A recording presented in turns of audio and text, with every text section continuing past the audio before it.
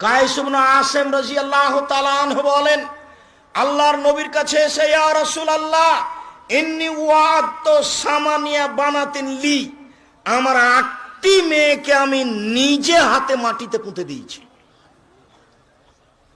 ও তার 8টি মেয়েকে নিজে হাতে মাটিতে পুঁতে দিয়েছে।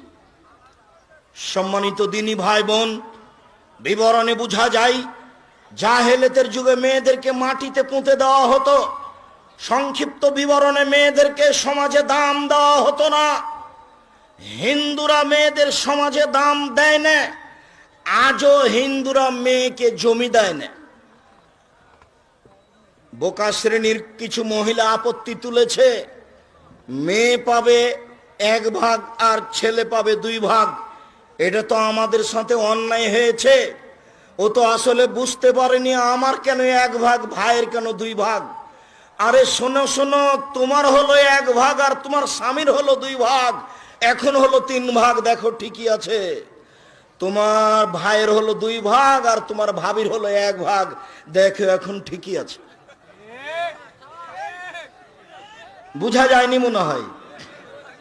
আরো জরুরি কথা যে তোমার বাপ মারা গেছে, তোমার বাপের যত বন্ধু বান্ধব আত্মীয় স্বজন ছিল এখন সব তোমার ভাইয়ের বাড়িতে আসবে, কেউ যাবে না তোমার বাড়িতে। তাহলে তোমার বাপের উত্তরাধিকারের হিসাবে খরচ তোমার বেশি না তোমার ভাইয়ের বেশি?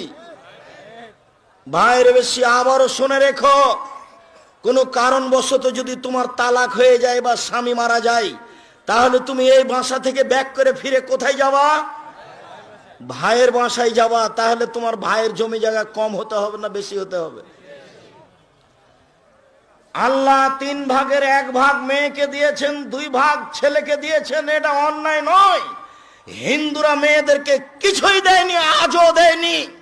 সতীদাহ তো বহু দূরের কথা, স্বামীর সাথে জীবন্ত জ্বলে যেতে হবে আগুনে, এটা তো ভাবাই যায় না।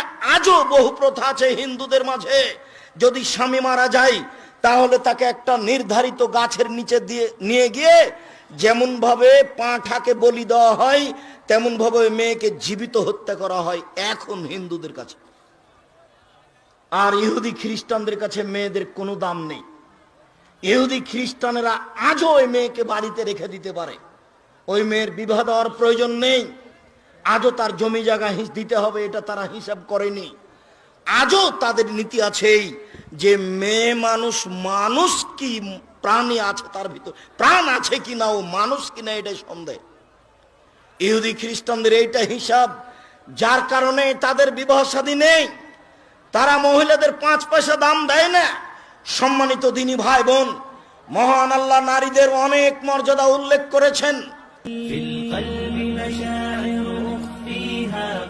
أشرقت الشمس عليها عن خطط لم أعبأ فيها ستكون بأيامي فرقا فحياتي قبل